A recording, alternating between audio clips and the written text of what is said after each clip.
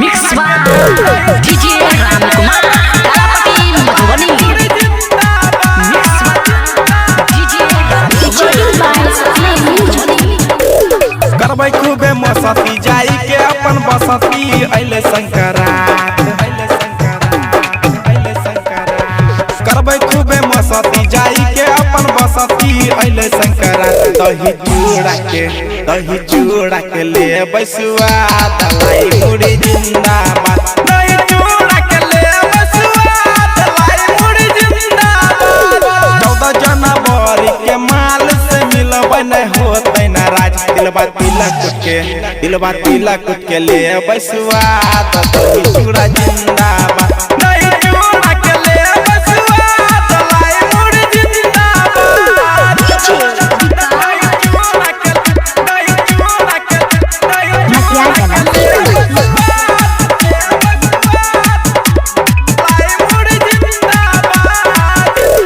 भोरे नहैबै कैसे लागै छै बड़ी जार रे माई हमर बनैलकै खिचड़ी अचार रे हे रे भोरे नहैबै कैसे लागै छै बड़ी जार रे माई हमर बनैलकै खिचड़ी अचार रे 14 जनवरी के पतंग उड़ैबै हो के आजाद 14 जनवरी के पतंग उड़ैबै हो के आजाद दही चूड़ा के ले बैसुआ दलाई मुड़ी जिंदाबाद दही चूड़ा के ले बैसुआ दलाई मुड़ी जिंदाबाद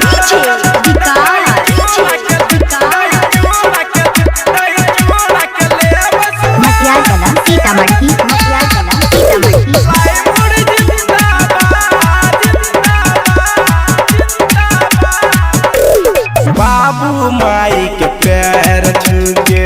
लेबै आशीर्वाद रे कहै छै करण सिंह अजित अभिषेक हंसराज रे हे माई बाबू के पैर छूके लेबै आशीर्वाद रे कहै छै करण सिंह अजित अभिषेक हंसराज रे दोस्त महीम के घर बुलाई के खिलेबै प्रसाद दोस्त महीम के घर बुलाई के खिलेबै प्रसाद दिलबा तिलक के ले बैसुआ दही चूड़ा जिंदाबाद दिलबा तिलक के ले बैसुआ दलाई मुड़ी जिंदाबाद। मिक्स